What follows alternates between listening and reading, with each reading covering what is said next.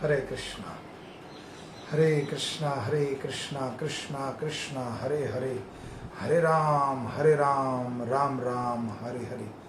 प्रातःकालीन इस भागवत कक्षा में आप लोगों का स्वागत है। आध्यात्मिक यात्रा का 14वां दिन और कुंती महारानी की जो प्रार्थना है उसका आज 9वां दिन।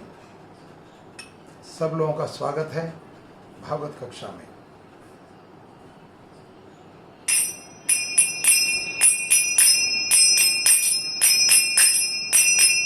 जय राधा माधव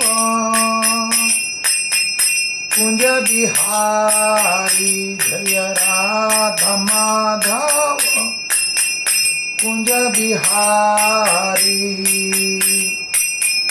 जय राधा माधव कुंज बिहारी,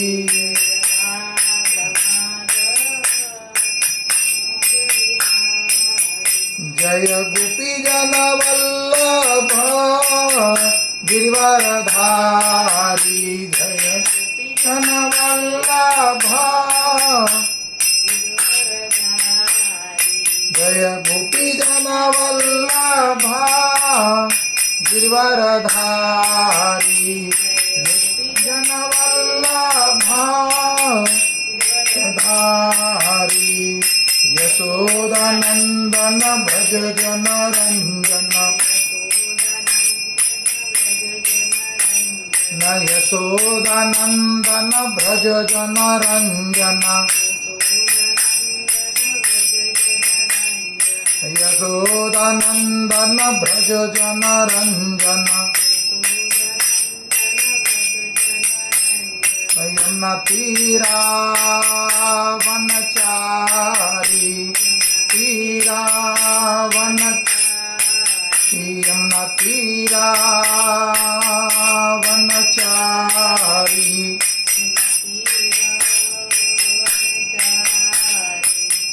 जय राधा माधवा कुंज बिहारी, राधा माधवा, जय गोपी जन वल्लभ गिरिवरधारी, जय गोपी जन वल्लभ, यशोदानंदन ब्रज जन रंजन, यशोदानंदन, यमुना तीरा वनचारी, हरे कृष्णा कृष्णा कृष्णा हरे हरे, हरे राम राम राम हरे हरे, हरे कृष्णा कृष्णा कृष्णा हरे हरे, हरे राम राम राम हरे हरे, हरे कृष्णा कृष्णा हरे हरे, हरे राम हरे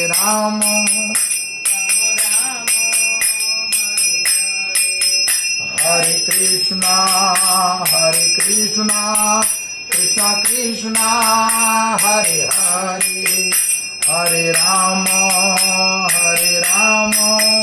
राम राम हरे हरे, हरे कृष्णा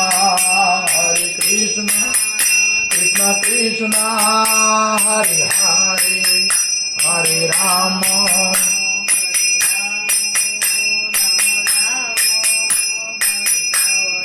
हरे कृष्णा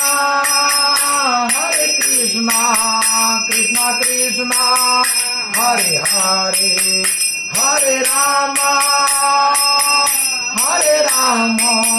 राम हरे हरे, हरे Krishna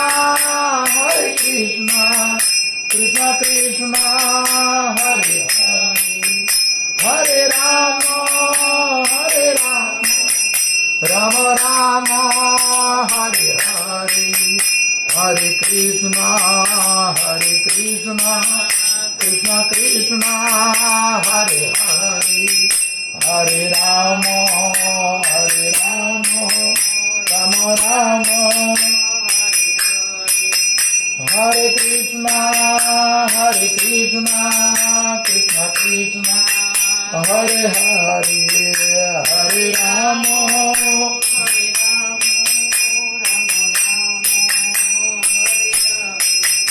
Hare Krishna, Hare Krishna, Krishna Krishna, Hare Hare, Hare Rama, Hare Rama, Rama Rama, Hare Hare, Hare Krishna, Hare Krishna, Krishna Krishna, Hare Hare, Hare Rama, Hare Rama, Rama Rama, Hare Hare, Hare Krishna, Krishna Krishna, Hare Hare, Ram, Ram Ram, Hare Hare Krishna, Krishna Krishna, Hare Hare, Ram, Jaya Vrindavana Dham, Vrindavana Dham, Jaya Vrindavana Dham, Jaya Vrindavana Dham.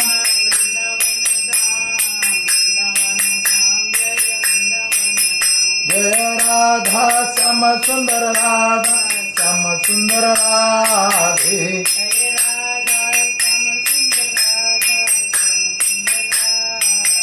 Jaya Gauranitai, Gauranitai, Gauranitai, Jaya Gauranitai, Gauranitai, Gauranitai, Gauranitai, Jaya Gauranitai. Jaya Krishna Balaram, Krishna Balaram, Krishna Balaram, Jaya Krishna Balaram, Jaya Krishna Balaram, Krishna Balaram. Jaya Radha Madhava Ram, Madhava Radhe, Radha Madhava Radha. Jaya Radha Gopinath Radha, Gopinath Radhe, Radha Gopinath. Jaya Radha Madan Mohan Radha, Madan Mohan Radhe. Jaya Radha Madan Mohan Radha, Jaya Radha Radha Govindeva Radhe, Jaya Radha Govindeva Radha, Govindeva. Jaya Radha Radhikaraman Radha, Radhikaraman. Jaya Radha Parthasati Radha. Jaya Radhe Shyam, Radhe Shyam, Radhe Shyam, Jaya Radhe Shyam, Jaya Radhe Shyam.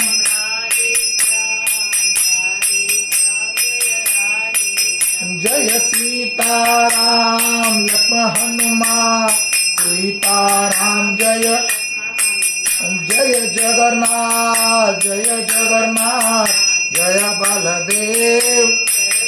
Jaya Jaya Srila Prabhupada, Prabhupada, Prabhupada, Jaya Jaya Gurudev, Gurudev, Gurudev, Nitai Gaur Premanandan, Hari Hari Bol. Jai Om Vishnupad Paramhans Parivajagacharya Abhay Charan Vind, अभय चरण विंद भक्ति वेदांत स्वामी श्रील प्रभुपाद की जय। स्कॉन फोंडाचार्य जगत गुरु श्रील प्रभुपाद की जय। जयम विष्णुपाद परमहंस परिवाजकाचार्य भक्ति सिद्धांत सरस्वती गोस्वामी ठाकुर श्रील प्रभुपाद की जय। नामाचार्य श्री हरिदास ठाकुर की जय। प्रेम से कहो जय श्री कृष्ण चैतन्य प्रभु नित्यानंद श्री अद्वैत गदाधर श्रीवासादि गौर भक्तविंद की जय। श्री श्री राधा कृष्ण गोप गोपीनाथ श्याम कुंड राधा कुंड गिरी गोवर्धन धाम की जय। गंगा मई यमुना मई की जय। नवदीप मायापुर धाम की जय। पुरुषोत्तम क्षेत्र जगन्नाथपुरी धाम की जय। जगन्नाथ बलदेव सुभद्रा महारानी की जय। रुक्मणी द्वारिकाधीश की जय। सीताराम लक्ष्मण लाल हनुमान अयोध्यापुरी रामेश्वरपुरी धाम बद्रीनाथपुरी धाम चित्रकूटपुरी धाम ब्रजमंडल 84 कोसी धाम की जय। आने वाली अक्षय तृतीया चंदन यात्रा महामहोत्सव की जय। आने वाली सीता नवमी महामहोत्सव की जय। आने वाली नरसिंह चतुर्दशी महामहोत्सव की जय। हरे कृष्णा।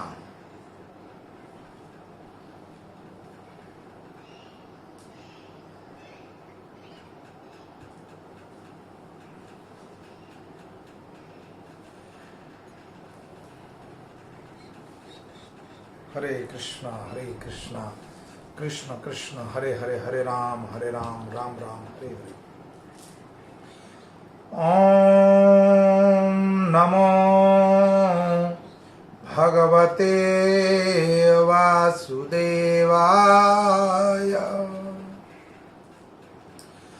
ओम नमो भगवते वासुदेवाय। ओम नमो भगवते वासुदेवाय। ओम नमो भगवते वासुदेवाय। नारायणं नमस्कृत्यं नरं चैव नरोत्तमं देवीं सरस्वती व्यासं ततो जयमुदीरयं। नष्टप्रायं सुभद्रेषु नित्यं भागवतं सेवया। भगवते उत्तम श्लोके भक्तिर्भवति नैष्टकी। कृष्णाय वासुदेवाय देवकी नंदनंदनाय च नंदगोपकुमाराय गोविंदाय नमो नमो। हरे कृष्णा। कल हमने अपनी कथा को विश्राम दिया था पांडव और कुरुवंशी और भगवान श्री कृष्ण सब लोग जो उनके परिवार के लोग कुरुक्षेत्र के युद्ध में जो वीर गति को प्राप्त हुए हैं उन सबों के लिए अंतिम क्रिया पितृ क्रिया करने के लिए गंगा के तट पर सब लोग उपस्थित हुए। तो आज कुंती महारानी की प्रार्थना प्रारंभ करने से पहले हमने ये कथा जो है 8 दिन तक बोली। अभी तक कुंती महारानी का प्रार्थना का प्रसंग आया नहीं था। तो आज भागवतम के प्रथम स्कंद का 8वें अध्याय का पहला श्लोक। इस अध्याय का नाम है महारानी कुंती द्वारा प्रार्थना तथा परीक्षित महाराज की रक्षा। तो सूत गोस्वामी ने सनकादिक मुनि को 7वें अध्याय में 33वें श्लोक से प्रारंभ करा था हमने कथा को कि मैं उस राजा की कथा करने जा रहा हूं जो राजा कि अगर हम जन्म की कथा करें या उनके कर्म की कथा करें या उनके मृत्यु की कथा करें, तो मैं ऐसे राजा की कथा करने जा रहा हूं जिसमें उनके जीवन का शेष पूरे जीवन के जो कार्य हैं वो आ जाएंगे। तो भगवतमयी व्यक्ति, ऐसा राजा जिनके जन्म की कथा करो तो भगवान का प्रागट्य, और जिनके कर्म की कथा करो तो भगवान की लीलाएं, और उनकी मृत्यु की कथा करो भगवत गमन की तो पूरी भागवतम करनी पड़ जाएगी, है ना। तो यहाँ पर भागवतम के पहले स्कंद का 8वां अध्याय। अथ ते संपरेताना स्वानामुदक मिच्छतामा दान्तु श्रीकृष्णा गंगाया पुरस्कृत्य ययुस्त्रिया। अथेते संपरेताना श्वानामुदक मिच्छतामं दान्तु स कृष्णा गंगाया परस्कृत्य ययु स्त्रिया। तात्पर्य और अनुवाद जगत गुरु श्रील प्रभुपाद के द्वारा। सूत गोस्वामी ने कहा, अथ इस प्रकार ते पांडवजन संपरेते नाम मृतक श्वानाम स्वजनों को उदकम जल इच्छताम पाने की इच्छा से वातुमा देने के लिए च कृष्णा द्रौपदी सहित गंगायाम गंगा के तट पर पुरस्कृत्यम आगे करके ययु गई स्त्रियां। अनुवाद और तात्पर्य जगत गुरु श्रील प्रभुपाद के द्वारा। प्रभुपाद की जय। सूत गोस्वामी ने कहा, तत्पश्चात पांडवगण अपने मृत परिजनों की इच्छा अनुसार उन्हें जल दान देने हेतु द्रौपदी सहित गंगा के तट पर गए, पर स्त्रियां आगे आगे जा रही थी। तात्पर्य, आज तक हिंदू समाज में यह प्राय प्रथा चल रही है कि जब किसी परिवार में कोई व्यक्ति मरता है तो लोग गंगा नदी में या किसी अन्य पवित्र नदी में स्नान करते हैं। परिवार का प्रत्येक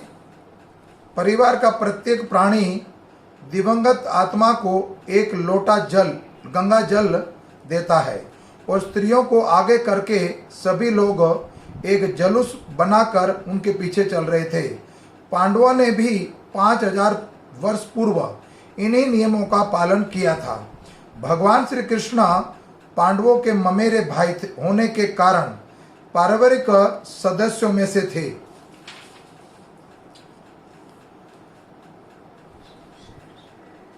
उनके लिए विलाप कर, अगला श्लोक है जिसका तात्पर्य नहीं है, उनके लिए विलाप कर चुकने तथा पर्याप्त गंगाजल अर्पित कर चुकने के बाद उन सबों ने गंगा में स्नान किया, जिसका जल भगवान के चरण कमलों की धूलि से मिले जाने वाला के कारण वो अति पवित्र हो जाता है।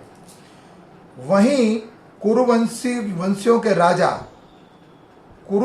के राजा महाराज युधिष्ठिर अपने छोटे भाइयों तथा धृतराष्ट्र, गांधारी, कुंती तथा द्रौपदी सहित बैठ गए थे। वे सभी शोक से अति अधिक पीड़ित थे। भगवान कृष्ण भी वहीं थे। अब यहाँ पर महाराज युधिष्ठिर को कुरुवंशियों बोला गया है। चूंकि कुरुक्षेत्र का युद्ध पारिवारिक सदस्यों के बीच में ही हुआ था, अतएव इसमें जो लोग प्रभावित हुए थे वे सभी पारिवारिक सदस्य ही थे। यथा महाराज युधिष्ठिर तथा उनके भाई कुंती, द्रौपदी, सुभद्रा, धृतराष्ट्र, गांधारी तथा उनकी बहुएं आदि, इसमें सारे मृत व्यक्ति किसी न किसी के प्रकार से संबंधित थे। अतः पारिवारिक शोक संयुक्त रूप में था। भगवान कृष्ण भी पांडवों के ममेरे भाई थे और कुंती के भांजे थे तथा सुभद्रा के भाई थे। अतएव भगवान की उन सबों के प्रति समान सहानुभूति थी, इसलिए वे समय अनुकाल कुल में उन सबों को सांत्वना दे रहे थे। शक्तिमान है भगवान श्री कृष्ण। उनके कठोर नियमों तथा जीवों पर उनकी प्रतिक्रिया का दृष्टांत देते हुए भगवान श्री कृष्ण तथा सारे मुनियों ने समस्त शोकाकुल कर्ता जनों को ढांढस बंधाया।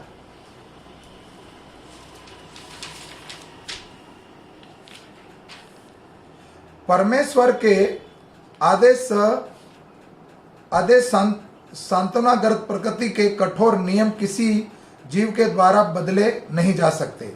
सारे जीव निरंतर सर्वशक्तिमान भगवान के अधीन रहते हैं। भगवान ही सारे नियम का आदेश बनाते हैं, जिन्हें सामान्यतः धर्म कहते हैं। कोई भी व्यक्ति धार्मिक नियम नहीं बना सकता। प्रामाणिक धर्म भगवान के आदेशों का पालन करना है। भगवान के ये आदेश भगवत गीता में स्पष्ट रूप से घोषित किए गए हैं। प्रत्येक व्यक्ति को चाहिए कि वह केवल उनका या उनके नियमों का अनुचरण करे। इसके वह भौतिक तथा आध्यात्मिक दोनों प्रकार में से सुखी रह सकता है। जब तक हम इस भौतिक जगत में हैं, तब तक हमारा कर्तव्य है कि हमारा दायित्व है कि भगवान के आदेशों का पालन हम करें।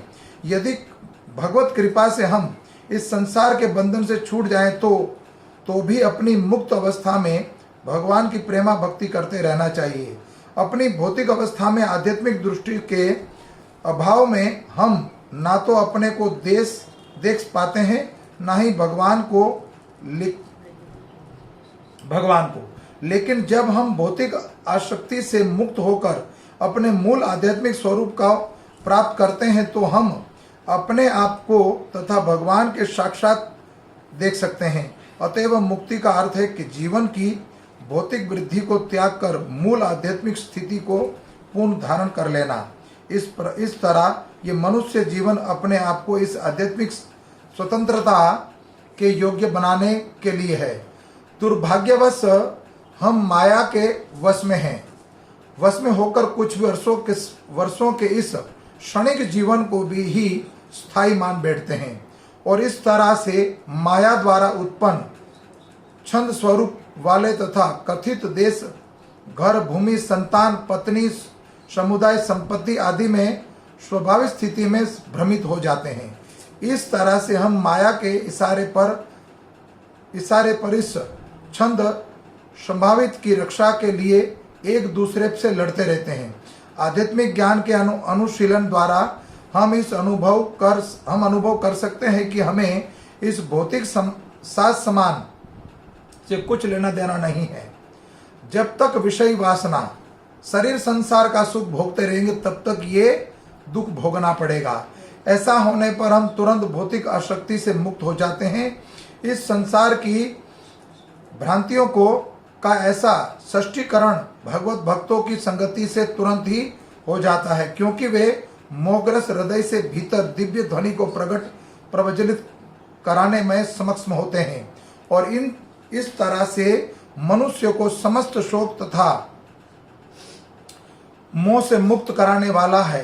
संक्षिप्त में यह उन लोगों के लिए सांत्वना है जो जन्म, मृत्यु, जरा तथा व्याधि आदि के रूप में प्रकट होने वाले कठोर भौतिक नियमों में फैले फलों के प्रभावित होते हैं।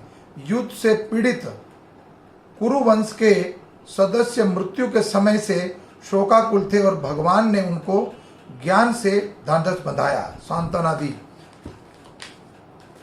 ओम अज्ञानम तिमिरम ध्यानस्य ज्ञानजनाशलाकया चक्षुरूपम येन तस्मै श्री गुरुवे नमः। श्री चैतन्यो मनोभृष्टं स्थापितं येन भूतले स्वयं रूपं कदा ददाति स्वयं पदात्कितं। वंदे श्री गुरु श्री युद्धपदकमलं श्री गुरु वैष्णवं च श्री रूप सांग्रजातं सहगण रघुनाथतं सजीवं राधदेतं सावधूतं परिजन सहित कृष्ण चैतन्य देवं श्री राधा कृष्ण पदारं सहगण ललिता श्री विशाखा। हे कृष्णा करुणा सिंधु दीन बंधो जगतपते गोपेश गोपिका कांता राधा कांत नमस्तुते। तप्त कांचन गौरांगी राधा वृंदावनेश्वरी वृषभानु सुत देवी प्रणमामि हरि प्रियाय। वांछा कल्पतरुभक्षा कृपा सिंधु एव च पतितानां पावनेभ्यो वैष्णवेभ्यो नमो नमो। नमो विष्णुपदाय कृष्ण पृष्ठाय भूतले श्रीमते भक्ति वेदांता स्वामी नामिने। नमस्ते सरस्वती देवे गौरवाणी प्रचारणे निर्विशेषा शून्यवादी प्राश्रता देश तारणे। जय श्री कृष्ण चैतन्य प्रभो नित्यानंदा श्री अद्वैत गदाधर श्रीवासादि गौर भक्तविंदा। हरे कृष्णा कृष्णा कृष्णा हरे हरे हरे राम राम राम हरे हरे।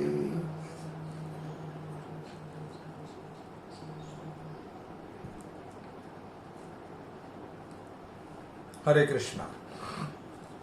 तो यहां पर भगवान श्री कृष्ण पांडवों के साथ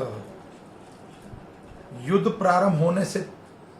प्रारंभ जैसे हुआ तब से लेकर युद्ध में विजय प्राप्ति हुई तब तक भगवान उनके साथ रहे। यहाँ तक कि अंतिम क्रिया पितरों को जल तिलांजलि देने के लिए भी उपस्थित रहे। तो भगवान श्री कृष्ण को पांडव अति प्रिय थे। भगवान का धाम द्वारिकाधीश सोने का महल थे, सोने के महल थे 16,108 पटरानी, और भगवान वहां के राजा थे। फिर भी अर्जुन के सारथी बने। भगवान भक्त वत्सल हैं और भक्तों के प्रति वो अपना धाम छोड़कर आ जाते हैं भक्त की रक्षा करने के लिए। गज के लिए आए, सुदामा के लिए आए, मीरा के लिए आए, नरसी के लिए आए, नामदेव के लिए आए, पांडवों के लिए भी आए, कुंती महारानी, द्रौपदी सबके लिए आए, और विष्णु पितामह के लिए भी आए। तो भगवान अपना धाम का त्याग करके 2200 किलोमीटर की दूरी थी द्वारिका से हस्तिनापुर, और भगवान मात्र पांडव भाव से बुलाते थे, दौड़े चले आते थे। यहां तक कि अर्जुन के सारथी बन गए, ड्राइवर बने, उनकी गाड़ी चलाई। और राजसूर्य यज्ञ में भगवान ने क्या करा, पांडवों की तरफ से जितने भी उनके गेस्ट थे, अतिथि थे, सबके जूता सुस्टोल को संभाला, चरण पादुका की सेवा करी, चरण धोवन की सेवा करी। यहां तक वर्णन है भागवतम में कि भगवान ने जो पंगत लगती थी, पंगत में उचिष्ट वाले जो पत्तल थे वो भी भगवान ने उठाए। तो भगवान कितने दयालु हैं। तो यहां पर ये सिद्धांत प्रस्तुत होता कि ऐसा क्यों, भगवान इतने अति अधिक पांडवों के साथ क्यों। इसीलिए भागवत में वर्णन के पांडवों के ऊपर बड़े सहनशील थे। कितना कष्ट आया उनके ऊपर, 12 वर्ष का वनवास, 1 वर्ष का अज्ञातवास, लाक्षरागृह में जलाया गया, द्रौपदी के साथ कुरु सभा के अंदर दुर्व्यवहार, फिर 18 दिन तक युद्ध कुरु कौरव और पांडवों का। इतना कष्ट सहने के बाद धर्म की स्थापना हुई अधर्म के ऊपर। तो भगवान यहां देख रहे थे कि इतना कष्ट आने के बावजूद भी पांडवों ने अधर्म नहीं करा, क्योंकि पांडव का ज्येष्ठ पुत्र था जो वो धर्मराज थे। तो अर्जुन, भीम, नकुल और सहदेव, इन चारों ने धर्म को अपना बड़ा भाई माना था। अंतिम समय तक इतना कष्ट आने पर भी धर्म को नहीं छोड़ा। हम अगर 16 या 32 माला कर लें या परकामा लगा के आ जाएं और थोड़े तीर्थ कर लें, थोड़ा दान पुण्य कर ले, तो शोल्डर ऊपर हो जाते हैं कि हमने बहुत कुछ कर लिया। फिर भी भगवान ने हमारे लिए तो कुछ करा ही नहीं। हमारे घर में ये क्षति हो गई, हमारा काम नहीं चल रहा है, बेटी का विवाह नहीं हो रहा इत्यादि, कुछ घर की व्यवस्था ठीक नहीं है, तो हम भगवान को कोसने लगते हैं। तो यहाँ ये सिद्धांत प्रस्तुत होता है कि कुंती महारानी की प्रार्थना में, कुंती महारानी अभी आगे बोलेगी, अभी तो परीक्षित महाराज का प्रागट्य होने वाला है, उनकी रक्षा कैसे होगी। तो यहाँ इस सिद्धांतों का वर्णन है। तो पांडव कितने सहनशील है, तो मनुष्य को, भगवान के भक्तों को कितना सहनशील होना चाहिए। तो यहाँ पर वर्णन आता है कि संसार में 84 लाख जो जोनी हैं, उस 84 लाख जोनी में से मात्र एक योनि ऐसी है 83,99,999, उनमें से कोई सहनशील नहीं है, मात्र एक योनि। कौन सी? वृक्ष योनि। वृक्ष योनि इतनी सहनशील है जिसका वर्णन यहां पर महाप्रभु शिष्टाष्टम में बता रहे हैं। तीर्णादपि सुनीचेना तरोरपि सहिष्णुना अमानिमान मान देना कीर्तन्ये सदा हरि। तीर्णादपि सुनीचेना तरोरपि सहिष्णुना अमानिमान देना कीर्तन्ये सदा हरि। तो यहाँ पर चैतन्य महाप्रभु बता रहे भक्त का स्वभाव कैसा होना चाहिए। स्वयं को मार्ग में पड़े हुए तृण से भी अधिक नीच मानकर यश से भी अधिक सहनशील होकर मिथ्या मान की भावना से सर्वथा शून्य रहकर एवं दूसरे को सदा से पूर्ण मान देने वाला होकर ही सदा श्री हरि का कीर्तन विनम्र भाव से करना चाहिए। आगे क्या कहते हैं भक्त का स्वभाव? न धनन न जनन न सुंदरी कविता वा जगदीश काम ये मम जन्म जन्मेश्वरी भवता भक्ति त्रवयी। तो यहाँ पर भक्त का स्वभाव बताया है कि तृण से भी उसको और सहज सरल स्वभाव होना चाहिए। और सरल स्वभाव, वृक्ष योनि में हम प्रतिदिन देखते हैं कि वृक्ष को अगर कोई पत्थर भी मारता है तब भी वो फल देता है। वृक्ष की जीवन शैली को देखिए, जन्म से लेके अंत काल तक वो जितनी योनियां सबको काम आता है, खास करके मनुष्य को। जैसे हम वेजिटेबल खाते हैं तो वो भी वृक्ष योनि हुई, और किसको खाते हैं? कोमल कोमल बिल्कुल ताजी जो ताजी तरकारी होती है उसको खाते हैं। तो वृक्ष का जन्म होते ही मात्र बीज से रोटी पकती है, या बीज से कितने ही प्रकार के पदार्थ बनते हैं, या फिर फल को ले लीजिए या फूलों को ले लीजिए, उनकी पत्तियों को ले लीजिए। वृक्ष अपने जीवन में कितना बलिदान देता है। कड़ी धूप में मई और जून के महीने में तपता रहता है और दूसरों को छांव देता है, और वर्षा के अंदर वर्षा सहन करता है। वो खड़ा रहता है, निरंतर परिश्रम तपस्या करता है। किसके लिए? मात्र मनुष्य के लिए। अंत काले जब वो वृद्ध हो जाता है, बूढ़ा हो जाता है, अंत काल में सूख जाता है, तब भी हमारे काम आता है। तब भी भगवान के लिए प्रसाद बनाने में या अंतिम क्रिया में भी या घर बनाने में कितने ही प्रोडक्ट उससे बनते हैं, है ना। तो वृक्ष से और कौन सहनशील होगा? तो इस संसार में भगवान कहते हैं कि सहनशील बनो। जैसे पांडवों ने सहनशीलता रखी, वैसे तो ये भूमि देवी जो है, कल मनाया गया था मदर डे। तो वास्तव में संसार में जितने जीव हैं सबकी माता है भूमि देवी। भूमि देवी क्या प्रकट नहीं करती, क्या उत्पन्न नहीं करती? जीवन रस, कितने रस प्रकट करती है अपने गर्भ से। किसी तरह का रस ले लीजिए आप, फलों का रस। वो वृक्ष तो जमीन से उत्पन्न हुआ ना। अन्न का रस, फलों का रस, यहां तक कि गाय का अगर दूध चाहिए आपको, गौ रस चाहिए, वो भी गाय घास खा कर देती है आपको। गाय के अंदर पता नहीं कौन सी मशीन लगी हुई ऐसी, जो घास खाकर भी आपको मूल्यवान अमृत के समान दूध देती है। दूध, दही, घी, माखन इत्यादि। तो ये सब कुछ किससे उत्पन्न है? भूमि देवी से। और भूमि देवी माता है और पिता है साक्षात भगवान। भगवान की भार्या है भूमि देवी। तो उनके गर्भ में इतना कुछ छुपा हुआ है। हम लोगों के लिए पर्याप्त मात्रा में भूमि के अंदर ही जल उपस्थित है। संसार में जितने पदार्थ हैं सब भूमि के अंदर है। और यहां तक कि इस भूमि देवी के गर्भ से साक्षात भगवान राम की भार्या, जिनका अभी प्रागट्य होने वाला है, सीता नवमी जिसको कहते हैं, वो भी भूमि देवी से प्रकट हुई है। कितनी महत्वपूर्ण बात है ये कि भूमि देवी से साक्षात भगवान की भार्या माता सीता प्रकट हुई है। तो क्या कहा जाए इस भूमि के बारे में? लेकिन हम लोग व्यापार कर रहे हैं, हम लोग करप्ट हो चुके हैं। तो इस भूमि देवी की जो है भगवान की भार्या है। और इस संसार में हम देखते हैं कि जो आध्यात्मिक जीवन है, अगर उसको कोई अपना ले, आध्यात्मिक जीवन को अपना ले, तो जैसे यहाँ पांडव जो हैं निराश अवस्था में थे, कुछ भी नहीं था, मात्र 5 थे। कैसे जीतेंगे? 21 अक्षौणी सेना है, कौरवों की सेना भी बड़ी है, और कौरव भी 100 भाई थे। जिसका कोई नहीं होता उसका भगवान होता है। यहाँ पर जात पात नहीं देखी जाती, वर्ण नहीं देखा जाता, ब्राह्मण, क्षत्रिय, वैश्य, शूद्र, कोई भी वर्णन।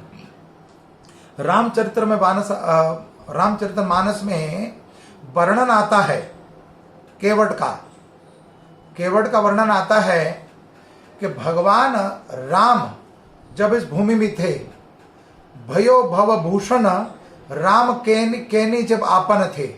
इस धराधाम पर भगवान जब थे, भयो भव भूषण राम केनी आपन थे। तो केवट कहता निषाद राज के मुझ जैसा नीच शूद्र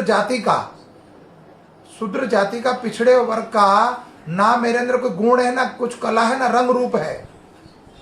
तो यहां पर गुरु वशिष्ठ, सुमंत, भरत, भगवान के भाई सब उसको हृदय से लगा रहे, कंठ से लगा रहे हैं। तो कहते हैं भव का भूषण बन गया। क्यों? कि भगवान ने उसको कंठ से, हृदय से लगाया था। तो जो व्यक्ति निरंतर कृष्ण नाम अपने कंठ में धारण करता है, जीवा पे धारण करता है, सिमरण करता है, तो भगवान उनकी रक्षा क्यों नहीं करेंगे? भगवान इन जीवों का पालनहार है। संसार में जितने जीव सबका पालनहार है। लेकिन भगवान को जो जैसे पिता को अपना छोटा पुत्र अति प्रिय होता है, ठीक उसी तरह भगवान को भी भगवान का भक्त अति प्रिय होता है। तो यहाँ एक प्रश्न उठता है कि जब शोकाकुल परिवार यहाँ पर जल दे रहे थे, तिलांजलि अपने परिवारजनों को, सबको जल अर्पण कर रहे थे, तो जल गंगा जल में, गंगा जल यहाँ पर गंगा के तट पर पितरों को जल दे, और वो जल पितृलोक में कैसे मिलेगा? जो उनके पितृगण, जो उनके परिवार के लोग जा चुके हैं, प्राय हम देखते हैं हमारे में प्रथा आज भी कि हम जब पितृ की क्रिया, अपने प्रियजनों की क्रिया इत्यादि करते हैं, तो पिंडदान या करते हैं या तर्पण करते हैं या क्रिया करते हैं, तब जो जल देने की प्रथा है जिसको बोलते हैं तिलांजलि। तो भागवत में वर्णन है कि अगर कोई व्यक्ति अपने पितरों को एक लोटा जल चढ़ा दे मात्र, तो उसको पितृलोक में मधु मिलता है। मधु माने शहद, और मूल्यवान पदार्थ मिलते हैं, दूध, दही, घी, ऐसी चीजें, सारी मूल्यवान चीजें वहां प्राप्त होती हैं। तो कई लोग भ्रमित हैं कि कैसे संभव हो सकता है, ये जल यहां चढ़ा रहे हो, उनको पितृलोक में कैसे प्राप्त हो सकता है? प्राय अभी भी देखते हैं चैत के महीने में हम लोग पीपल को जल चढ़ाते हैं, और इसलिए चढ़ाते हैं कि अपने पितृ को किसी की तृप्ति हो तो वो पूरी हो जाए। तो यहां प्रमाण ये है कि प्राय हम देखते हैं कि आज के समय में इसका प्रमाण है कि अगर हम किसी व्यक्ति को धन देना चाहते हैं तो देते क्या, उसको मात्र कागज का टुकड़ा, किसी चेक पर एक अमाउंट भर के देते हैं, या संपत्ति जो है उस संपत्ति में उनकी जो वसीयत है, वो वसीयत में पिता या उनके पूर्वजन जो हैं वो लिख के देते हैं, ये मेरे पुत्र को दे देना, या चेक में कोई अमाउंट भरते हैं उसको दे देना। तो मात्र है तो कागज का टुकड़ा, लेकिन उसमें जो रकम भरी गई है उससे आप जो कुछ भी खरीद सकते हो। तो आज के समय में तो और एडवांस है हम लोग, नई टेक्नोलॉजी में आप दिल्ली बैठे हो, इंडिया बैठे हो, और विदेश से आपका कोई परिवारजन गांव में रहता हो, देहात में रहता हो, या दिल्ली में शहर में रहता हो, वहां से धन भेजता है, वो धन की यहाँ प्राप्ति हो जाती है। जब मटेरियल लाइफ में हम अगर कोई वैज्ञानिक या टेक्नोलॉजी के द्वारा विदेश से पैसा देश में भेज सकते हैं, देहात में अपने घर भेज सकते हैं, तो क्या भगवान के बनाए हुए नियम जो है गंगा तट पर जाकर पितृ को लिए जो तर्पण करा जाता है वो नहीं पहुंचेगा? जरूर पहुंचेगा। आजकल तो एडवांस है हम लोग ना, तो इसीलिए यहां पर ये जो प्रथा चली आ रही है उस नियमों का पालन पांडवों ने भी करा। अब एक अवसर और मिलता है यहां पर, प्राय हम देखते हैं जैसे कर्ण के जीवन शैली में नजर आया हमें कि कर्ण ने धन तो बहुत कमाया था, दिव्य धन, दिव्य ज्ञान, दिव्य अस्त्र शस्त्र संग्रह किया था, लेकिन अंतिम समय में काम क्यों नहीं आया? क्योंकि उन्होंने अधर्म का साथ दिया था। तो वर्तमान काल में भी हम देखते हैं, वर्तमान काल में हम क्या देखते हैं, आज के समय में मनुष्य जो अपनी दिव्य कमाई नहीं करता, या उसके पास जो भी धन है उसकी पूर्ति के लिए किसी व्यक्ति का खराब समय चल रहा हो,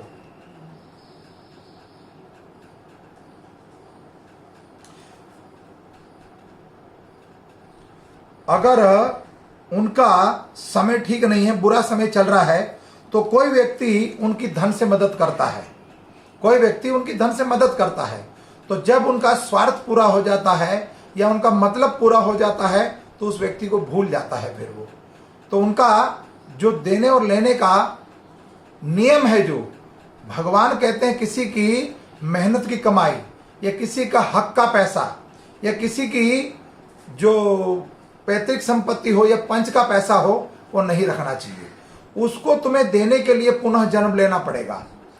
प्रमाण है यहाँ पर कि अगर कोई धन अपना किसी से कर्जा लिया और कर्जा नहीं लौटा था, संसार में देख लीजिए ना आप, अगर आप दोनों तरफ देखिए, आपका बैंक में पैसा पड़ा है और वहां नॉमिनी लिखा जाता है, अगर पिता की मृत्यु हो जाती है तो वो पुत्र उसका नॉमिनी, उसका अधिकारी बन जाता है और उसको उसका उत्तराधिकारी अधिकारी है तो उसको धन की प्राप्ति हो जाती, जैसे संपत्ति।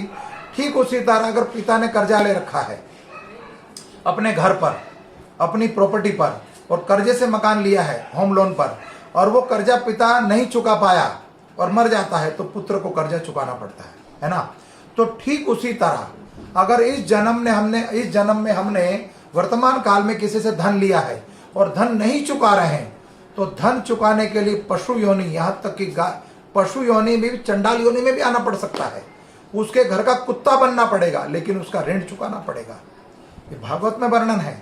तो बिना ऋण चुकाए अगर ऋण, भगवान तो मात्र सुदामा जी ने 2 मुट्ठी चिवड़ा खाया था सुदामा जी का, और 2 मुट्ठी चिवड़े के बदले उन्होंने पूरी द्वारिका को दे दिया।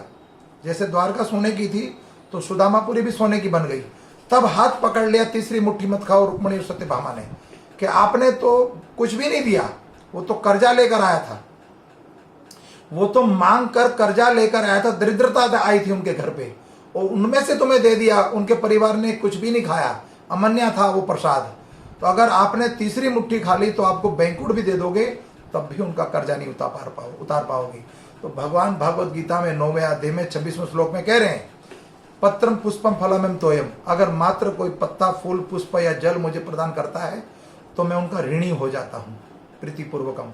तो संसार में अगर हम किसी से कुछ लेते हैं, लेन देन जो करते हैं, अगर टाइम से नहीं चुकाते हैं तो मृत्यु के बाद भी दोबारा देने के लिए आना पड़ेगा। यह मैं आपको डरा नहीं रहा हूं, प्रमाण है। इसीलिए हमने जिसका किसी का लिया हो उसको टाइम सर चुकाना चाहिए, फिर वो अधोगति हो जाती है। अधोगति का अर्थ क्या है? मनुष्य देह से योनि पथ भ्रष्ट हो जाती है। जो मनुष्य योनि से पशु योनि में, या पशु योनि में सबसे निम्न योनि कुत्ते की योनि में आना पड़ेगा, और फिर उसकी चापलूसी करो, उसका मल मूत्र साफ करो, ऐसी स्थिति उत्पन्न हो जाती है। तो इसीलिए हमें ये ध्यान रखना चाहिए। अब वर्णन आता है कि यहां पर भगवान श्री कृष्ण की लीला का वर्णन। जैसे एक बाबा थे वृंदावन के, उसको योगी बाबा बोलते थे। वो मात्र पूरे दिन में 1 लोटा एक कुल्हड़ मात्र दूध, गौ का दूध का पान करते थे, गौ रस का, पूरे दिन अन्न जल कुछ नहीं, मात्र 1 दूध का लोटा पीते थे वो। तो योगी बाबा या त्यागी बाबा कहते थे उसको, त्यागी बाबा, उनका स्वागत करते थे। एक दिन वो बाबा पहुंच गए बॉम्बे, शहरों की बात है, तो बॉम्बे पहुंच गए और वहां उनकी कथा चल रही थी। तो उनसे पूछा गया कि बाबा कोई कथा सुना दी कृष्ण भक्ति की, कोई कथा सुना दीजिए। तो बाबा कहते हैं मुझे कथा बता तो कुछ आती नहीं है, लेकिन आपको कहो तो एक श्रद्धांत सुना देता हूँ। तो ठीक है। कहता मैं तो मात्र दिन में 1 बार 1 लोटा दूध पीता हूँ, उससे मुझे लोग त्यागी बाबा कहते हैं, त्यागी बाबा, लेकिन आप लोग तो मुझसे भी बढ़कर हो आगे, कई गुना, हजारों गुना, लाखों गुना आगे हो। तब वो शहर के लोग जो थे वो कहने लगे, बाबा आप त्यागी और हम कैसे त्यागी कहलाए? बाबा कहते हैं मैंने तो मात्र अपने परिवार को, समाज को और अन्न को त्याग दिया है, जीवन जीने की जो शैली उसका त्याग करा है, या अपने परिवार को त्याग दिया या समाज को त्याग दिया, लेकिन आप लोग तो मुझसे बड़े त्यागी हो। तो उन लोगों को समझ नहीं आई कि आपने तो साक्षात भगवान श्री कृष्ण को त्याग दिया है। संसारिक वस्तु पे निर्भर हो, भगवान है यहाँ पर, जबकि भूमि देवी माता और भगवान श्री कृष्ण माम वांस जीव लोको जीव भूतेषु सनातना, इस संसार का पिता माही और पिता हूं मैं। तो आपने तो भगवान को त्याग दिया, भगवान की कोई उपस्थिति नहीं है और ना भगवान को जानते हो। जो कुछ करता हूं मैं कर रहा हूं, घर के बाहर नंबर प्लेट पे मैं, और कुछ भी नहीं, गाड़ी भी मेरी, प्रॉपर्टी भी मेरी, संतान भी मेरी, और किसी का है ही नहीं। जबकि मृत्यु के बाद हमारा कुछ भी नहीं है। ये वास्तव में भूमि किसी की हुई नहीं है, ना होगी, क्यों? भगवान की भार्या है वो। हम लक्ष्मी को, धन को कहता है मेरा है, लेकिन आज की करेंसी को उठा के देख लीजिए, वो भी रिजर्व बैंक लिखता है पैसा रिजर्व बैंक आपका नहीं है। तो ये लक्ष्मी आपकी कैसे हो सकती है? कोई उत्तराधिकारी दूसरा तैयार होता आपके पीछे वंशज के हिसाब से। और वास्तव में लक्ष्मी तो नारायण की है, लक्ष्मी पति तो वो है। मात्र जीव का स्वभाव क्या है? जीवर नित्य कृष्ण दास, हम कृष्ण के दास हैं। दास बन के रहिए, मालिक मत बनिए, मुनिम बनिए। अगर मालिक बनोगे तो चिंता होगी, काम नहीं चलेगा, लॉकडाउन होगा तो चिंता बढ़ जाएगी, घाटा हो गया, नुकसान हो गया, माल नहीं बिका, माल डेड हो गया, माल गल गया, किसी ने पैसा मार लिया। अगर मुनीम बन जाओगे, मुनीम चित्रगुप्त की तरह मुनीम बन गए, अकाउंटेंट बन गए, तो कोई लेना देना ही नहीं है। अकाउंट बना के सौंप दीजिए मालिक को। Supreme the power Lord of Krishna वो मालिक है, उसको सौंप दीजिए। दुख सुख सब कुछ, अगर दुख आए तब भी वो और सुख आए तब भी वो। दुख में दुखी मत होइए और सुख में हर्षित मत होइए। तो ऐसा कुछ प्रमाण है यहां पर। उसके बाद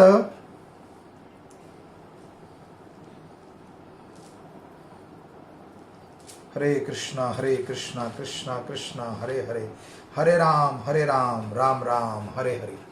तो यहां अब ये प्रमाण मिला कि भगवत कृपा अगर बनी रहे तो दरिद्र से दरिद्र व्यक्ति भी भगवत प्राप्ति कर सकता है। तो पांडव जो हैं बड़े सहनशील थे, और सहनशील इतना होना चाहिए वृक्ष के समान, वृक्ष भी तृण से समान नीच भांति। मतलब हम ऐसे सहनशील हो जाएं कि हमारे ऊपर कोई पैर रख के भी चला जाए तब भी कोई हमें किसी तरह का दुख नहीं होना चाहिए। तो व्यक्ति को भगवान के जो भक्त हैं, भगवान के जो प्रतिनिधि हैं, जो महाराज हैं या भक्त हैं, भगवान के प्रतिनिधि होते हैं, जो संसार को सच्ची घटनाएं, सच्ची कथाएं सुनाते हैं। तो आगे जब पांडवगण यहाँ पर ये तिलांजलि देने के बाद भगवान श्री कृष्ण ने युधिष्ठिर महाराज से 3 अश्वमेध यज्ञ कराए, 3 अश्वमेध यज्ञ कराए। और कौरव और पांडव का एक प्रसंग छूट रहा है तिलांजलि के समय, क्षमा चाहता हूं। तो माता कुंती जब युधिष्ठिर महाराज और ये सारे पांडवगण के जिन्होंने नाम लिए मैंने, वो सब लोग अपने अपने परिजनों को जल दे रहे थे, और जल देते देते एक एक का नाम लेकर जिसका परिवार का लोग गए थे, उसमें सबसे ज्यादा दुखी थी कुंती महारानी, गांधारी और द्रौपदी और सुभद्रा। ये 4 जो स्त्रियों का नाम लिया गया यहाँ पर, गांधारी, कुंती, द्रौपदी और सुभद्रा। सर्वप्रथम गांधारी दुखी थी कि उनके 100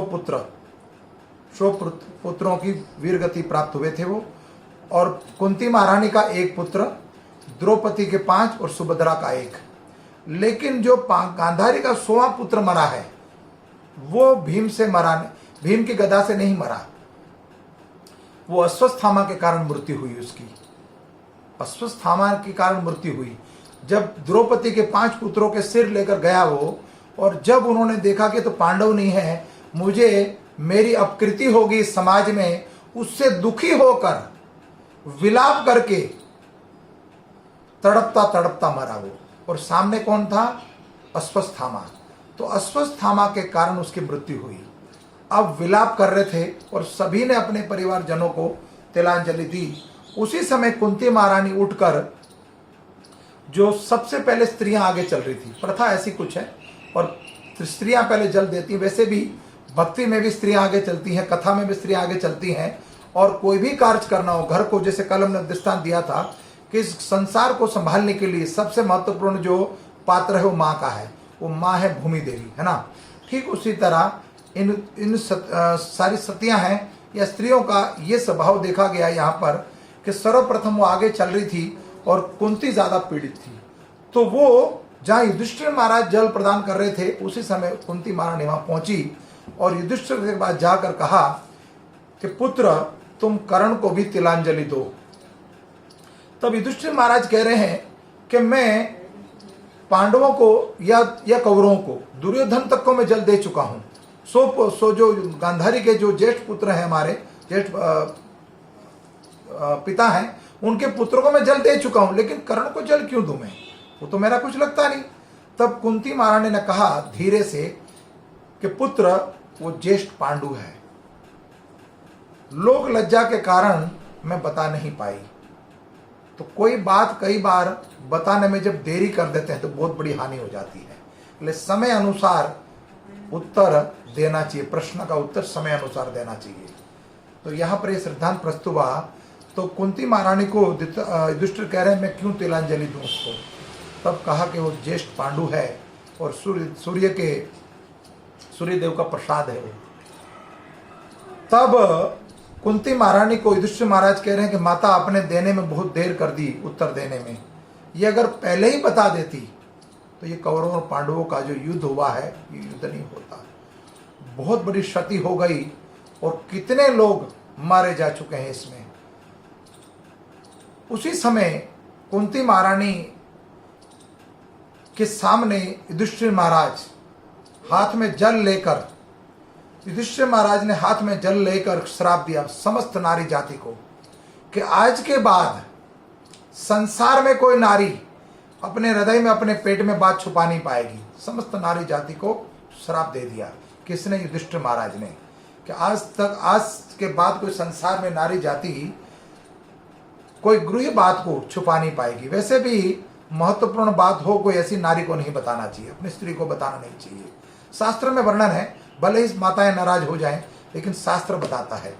जैसे प्रमाण है रामचरितमानस में, वाल्मीकि रामायण में, कि दशरथ महाराज एक बार देवताओं के साथ युद्ध लड़ने के लिए सहायता के लिए गए थे, तो साथ में अपनी महारानी कैकेयी को भी ले गए, और कैकेयी को ले गए साथ में और युद्ध जीत गए। तो जब दशरथ महाराज कैकेयी को कहते हैं कि देवी आपके कारण मैं युद्ध जीत चुका हूं, तो जो इच्छा वर मांग लो हमसे। तो दशरथ महाराज ने कहा कि मांग लो, एक नहीं 2 वर मांग लो। तब कैकेयी ने कहा मेरी इच्छा होगी तब 2 वर मांग लूंगी मैं। अब ये जो दशरथ महाराज ने गृहतम बात कही थी, तो 2 वर मांग लो, ये जो 2 वर की बात थी, 2 वरदान की बात थी। कैकेयी की एक दासी थी मंथरा, जिसे कोई जात पात नहीं पता। उस स्त्री को अपनी दासी थी, लेकिन ऐसी बड़ी गृहतम बात, पति और पत्नी के बीच में जो बात हुई है, और रहस्यमय बात को बता दिया मंथरा को। 2 टके की शास्त्र में बता रहे हैं, जिसकी कोई बुद्धि नहीं है, मति भ्रष्ट कर दी उसने। और जो भगवान राम राजा बनने वाले थे, अगले दिन सवेरे वन को जाना पड़ा।